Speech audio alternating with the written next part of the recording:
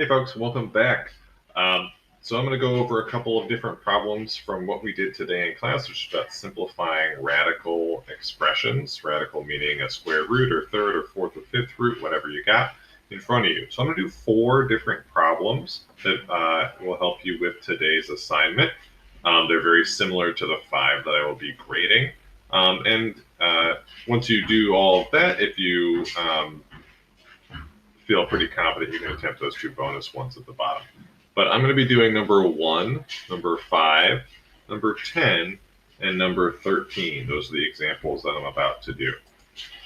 So for number 1, we can see that we're taking the third root. That little 3 outside of the radical sign tells us what root we're taking. This is our third root of 4x. And we're also raising that entire thing to the 4th power. Okay, the first thing I should do if I want to rewrite this as a single rational exponent is whatever underneath that radical sign, I'm going to put that in parentheses. Okay, so 4x. So since all of the 4x, everything there was underneath the radical sign, then I'm going to put it in parentheses. Now I need to write in an exponent. We know this exponent is going to be a fraction, because we have both a radical, a root here happening, as well as a power. And if you recall from class today, whatever power it's being raised to is going to be the numerator of our rational exponent. And whatever root this is going to be the denominator. So the third root of 4x to the 4th power is the same as saying 4x to the 4/3 power. Okay? We can also do that in reverse. So if we look at number 5, we've got 2n to the 3/4, and we want to write this as a root. And so recall again, we've got 2n in parentheses here. That means I'm going to start with my root symbol, and I'm going to write 2n underneath, because both the 2 and the n are being raised to some power. We're taking some root effect. Now, we're going to look at this fractional exponent here, this rational exponent. The denominator tells us what root is being taken. So this is going to be the 4th root. So that means I'm going to put a little 4 outside of my radical. Don't put a 4 like completely in front of it, because that means we're multiplying that root by 4. Make sure it's tiny. Make sure it's right above the little end of the radical sign. Next, I look at the numerator in the fraction, which is 3. And what that means is that that entire expression is being raised, to the 3rd power. Okay?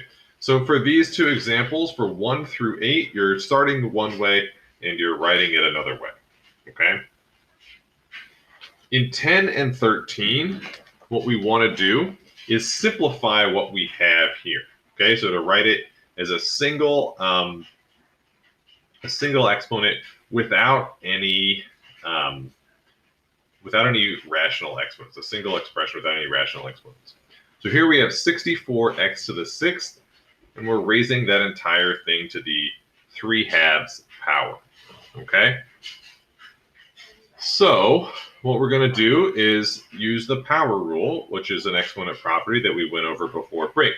What that means is we are going to be raising each of these to the 3/2 power, right? We kind of distribute that exponent over both.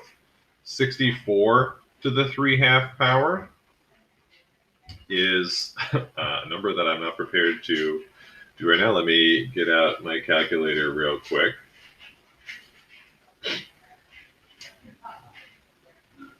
All right, 64 to the 3/2.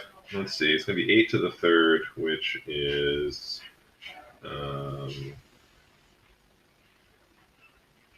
512. Sorry, that took so long. So 64 to the 3/2 power, that's 512. And then remember that when we take a power and we raise it to another power, we multiply these 2 exponents. 6 times 3 over 2 is 9. So our final answer here should be 512x to the 9th. Again, all I did was apply the power rule, which is something we went over before break. Only there was a rational exponent there. Finally, in number 13, we want to write this. This is kind of the toughest one. We want to rewrite this in the kind of best way possible. Okay? in the least complicated way possible. So we have the square root of b to the third power. All right. So we're going to take each of these separately, kind of separate this out, because we can do that whenever we have square roots. Okay, so we have the square root of 16 times the square root of b to the third. That leaves us with 4, right? The square root of 16 is 4. And here, so we can convert this into a rational exponent, 3 over 2. And there we go. We are done. 4b to the 3 halves. All right. So this is as far as I want you to go with something like this. So hope this was helpful. If you are still having questions,